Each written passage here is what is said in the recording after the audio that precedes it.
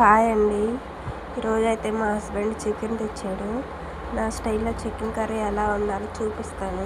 ఈరోజైతే నేను chicken curry చేస్తున్నానండి.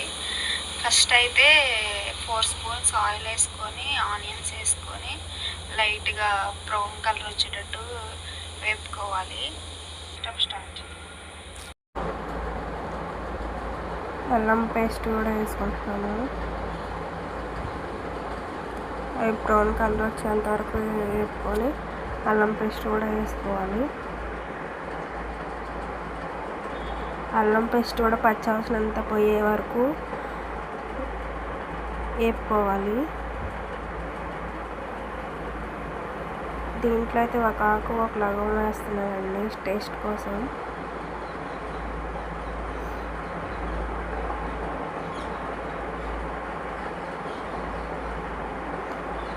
చికెన్ కడిగి పెట్టుకున్నాను. అల్లం పేస్ట్ బాగా వేగిన తర్వాత బ్రౌన్ కలర్ వచ్చేంత వరకు వేగినాక చికెన్ వేసుకోవాలి.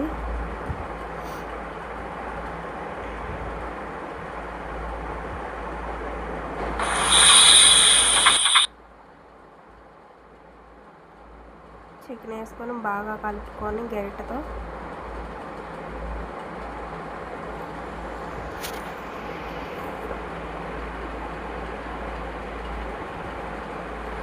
రెండు పచ్చిమిర్చి అయితే వేస్తాను దీంట్లో.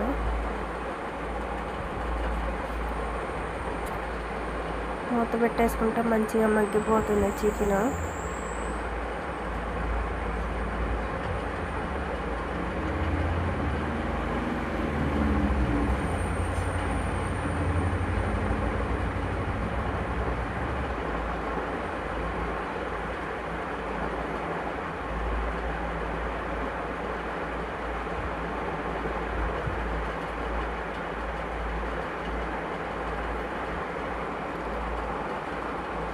లైట్గా గల్లుప్పు,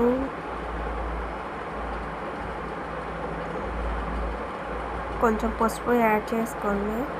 ముక్కకి ఉప్పు పసుపు పట్టి టేస్ట్ బాగుంటుందండి కర్రీ. లాస్ట్లో వేస్తే ఉప్పు పట్టదు ముక్కకి.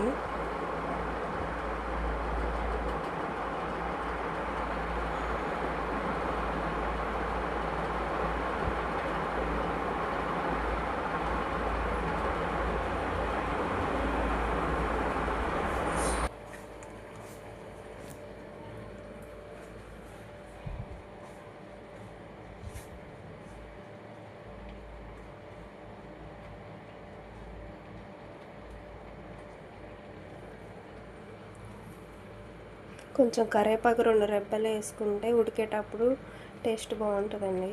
నేనైతే కరివేపాకు వేస్తాను. ఇప్పుడు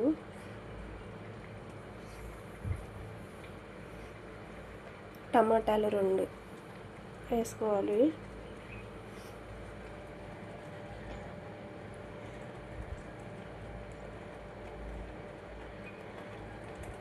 అవి మగ్గేంత వరకు మంచిగా సిమ్లో పెట్టుకొని ఉడకనిచ్చుకోవాలి. అవి మగ్గిన తర్వాత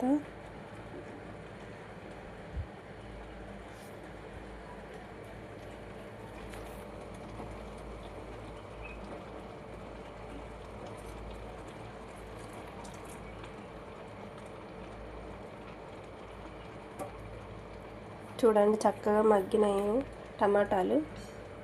మగ్గిన తర్వాత కారం 3-4 స్పూన్స్ వేసుకుంటాను మాకు సరిపడా. మీరు ఎంత క్వాంటిటీ వండుతున్నారో దానికి సరిపడా కారం వేసుకోండి. నేను 1/2 kg కాబట్టి 3-4 స్పూన్స్ వేస్తున్నాను. మాకు సరిపోతుంది. మేము కారం ఎక్కువ తినం కాబట్టి.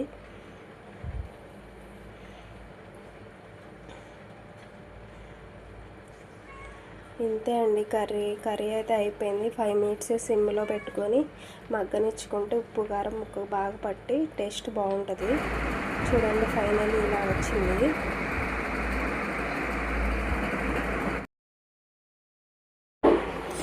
కూర అయితే చాలా బాగుందండి. మా హస్బెండ్ కూడా తిని బాగుందని చెప్పాడు. అంతకుమించి చేస్తే ఉప్పు సరిపోదు, కారం సరిపోయేది, కారం సరిపోదు, ఉప్పు సరిపోయేది కదా అని తిట్టేవాడు. ఈరోజైతే చాలా బాగుందని చెప్పాడు.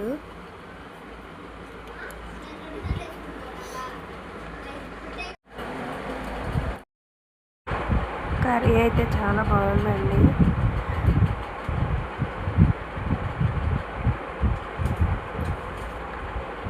ఓకే అండి, రేపు బ్లాగ్లో కలుద్దాం. బాయ్.